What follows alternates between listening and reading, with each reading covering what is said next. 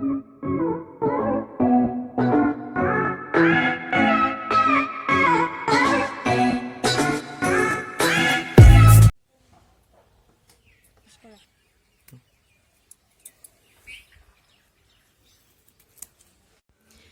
morning everyone. কেনে আছে আপোনালোক? Hope you all are very well. মোৰ ৰাতিপুৱাৰ সাফ সফাই কাম কাজ সব হৈ গল। ব্ৰেকফাষ্ট আমি কৰি ললো সকলোৱে আৰু ভাগে ভাগে সব মানুহ ওলাই গৈছে। গৈছে কলেজলে আৰু লৰাকেইটা গৈছে ষ্টেডিয়ামলে। আজি ৰাতিপুৱা ইহঁতৰ ষ্টেডিয়ামত খেল আছিলে, গতিকে ৰাগে বেডমিণ্টন খেলে আৰু ৰিকিয়ে খেলে ক্ৰিকেট। দুইটাই ভাগে ভাগে ওলাই গৈছে আৰু মই এতিয়া বনাবলৈ লৈছোঁ দুপৰীয়াৰ খানা। বলকচোন মোৰ লগত পাকঘৰলৈ যাওঁ, কি খানা বনাওঁ আজি আপোনালোকেও চাব আৰু কেনে লাগে ভিডিঅ'টো ক'ব। ভিডিঅ'টো শেষলৈকে চাব আৰু ভাল লাগিলে শ্বেয়াৰ কৰিব, লাইক কৰিব। বলক তেন্তে এতিয়া পাকঘৰলৈ যাওঁ।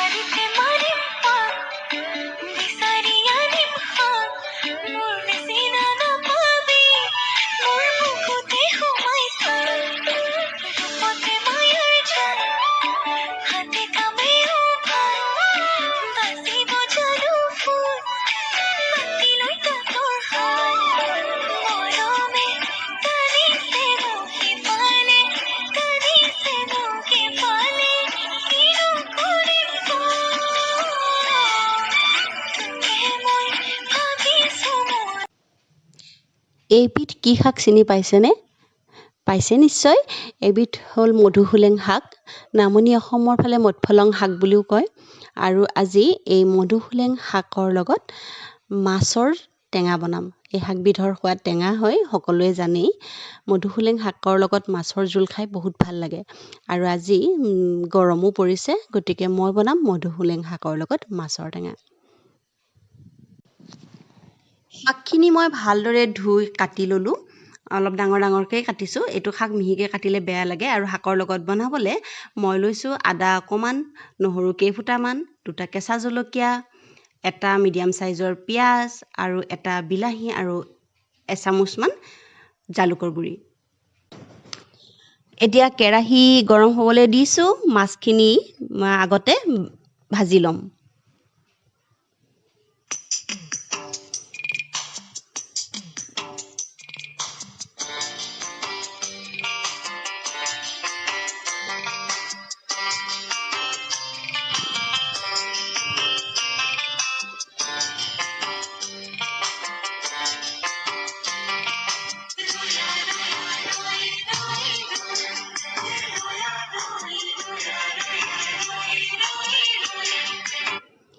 মাছখিনি ভাজি উঠাই থলোঁ। এতিয়া মই যিখিনি ইয়াৰ লগত দিবলৈ লৈছিলোঁ এইখিনি আদা, নহৰু, পিঁয়াজ, জলকীয়া এইখিনি চপ কৰি মিহি মিহিকৈ একেবাৰে যিমান পাৰোঁ সিমান মিহি মিহিকৈ কাটি এইখিনি এতিয়া ৰঙচুৱা হোৱালৈকে ভাজি ল'ম।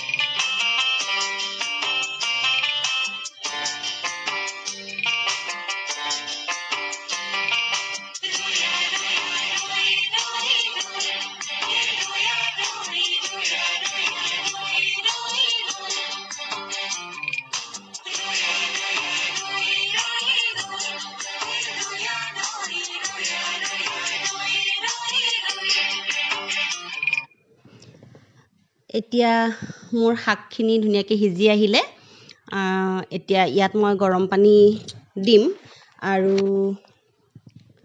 ভাজি হৈ গৈছে। এয়া গৰম পানী দিম, অলপ সৰহকৈ দিম যাতে মাছখিনি ভালদৰে উতলি পানীখিনি কমালৈকে মাছৰ সোৱাদটো শাকত আহেগৈ। আৰু এয়া মাছখিনি মই দি দিছোঁ। এতিয়া ভালদৰে উতলিবলৈ দিম আৰু মাছখিনি উতলালৈকে মই কৰিবলগীয়া আছে বেলেগ এটা কাম, আপোনালোককো দেখুৱাম মই কি কৰোঁ। অলপ জুইটো বঢ়াই দিছোঁ যাতে ভালকৈ উতলক মাছখিনি। এতিয়া কিছু সময় মই ঢাকি থৈ দিম আৰু এয়া প্ৰায় উতল আহিছেই। এতিয়া পানীখিনি কমাবলৈকে মই গেছটো অকণমান চিমত কিছু সময় থৈ দিম আৰু এই থৈ দিয়া সময়কণতে মই এটা কাম কৰি আহিম।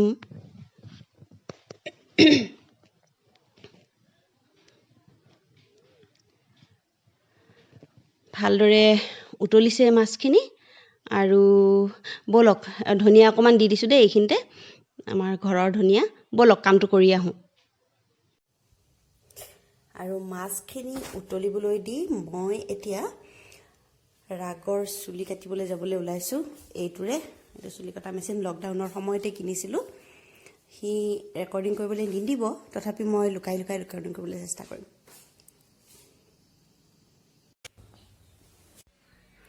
এয়া আমাৰ ৰাগে চুলি তুলি কাটি আহিলে। কেনেকুৱা লাগিছে ৰাগ? হেল্ল' ফ্ৰেণ্ডছ, মই মোৰ চুলি আজি মোৰ মায়ে কাটি দিলে। তো লকডাউনে আমাৰ ঘৰত এটা নতুন নাপিত সৃষ্টি কৰি দিলে। বাপৰে কিমান শুদ্ধ অসমীয়া কৈছোঁ।